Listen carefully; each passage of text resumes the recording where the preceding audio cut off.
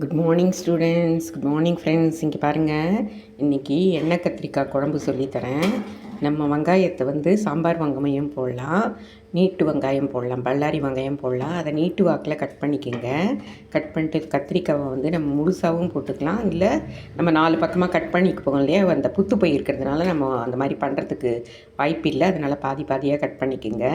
Cut பண்ணிக்கிட்டு எண்ணெய் வச்சு கடுகு, கருவேப்பிலை, பெருங்காயத்தூள், மஞ்சத்தூள் போட்டு தாளிச்சிட்டு, காஞ்ச மிளகாய் 1 கிள்ளி போட்டு தாளிச்சிட்டு, அதுக்கப்புறமா இந்த வெங்காயத்தை போட்டு வதக்கிட்டு, அதுக்கப்புறம் கத்திரிக்காய் போட்டு நல்லா வதக்கிடணும். நல்லா அது எண்ணெயிலேயே வதக்கணும். நம்ம தண்ணி ஊற்றி வதக்கக்கூடாது. நல்லா எண்ணெயிலேயே 3/4 பாகம் வதங்கிடணும் கத்திரிக்காய். இந்த கலர் பார்த்திங்கன்னா நல்லா சேஞ்ச் ஆகிடுச்சு பார்த்திங்களா, அந்த மாதிரி நல்லா வதங்கிடணும். அதுக்கப்புறமா நீங்கள் தண்ணி ஊற்றணும்.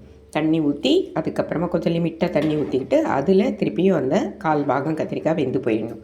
அதுக்கப்புறம் நம்ம என்ன பண்ணணும், புளியை கரைச்சி வச்சுக்கிட்டு, புளியை திட்டமாக கரைச்சி இந்த மாதிரி ஊற்றிட்டு, அந்த கத்திரிக்காயில் புளி பிடிக்கிற வரைக்கும் நல்லா கொதிக்கிற வரைக்கும் கொதிக்க வச்சுட்டு, அதுக்கு மசாலா அது சால்ட்டு போட்டுருங்க.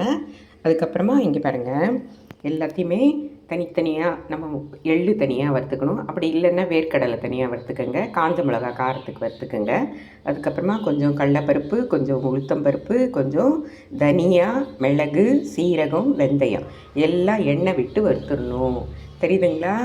இந்த பாருங்கள், தனியா, மிளகு, வெள்ளு, சீரகம், கடுகு எல்லாத்தையுமே வறுத்துட்டு இதில் மிக்சியில் போட்டு பவுடர் பண்ணிடணும்.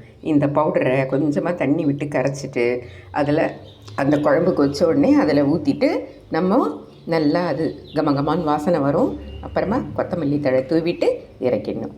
ஓகே, லைக் பண்ணுங்கள், ஷேர் பண்ணுங்கள், கற்றுக்குங்க. தேங்க்யூ.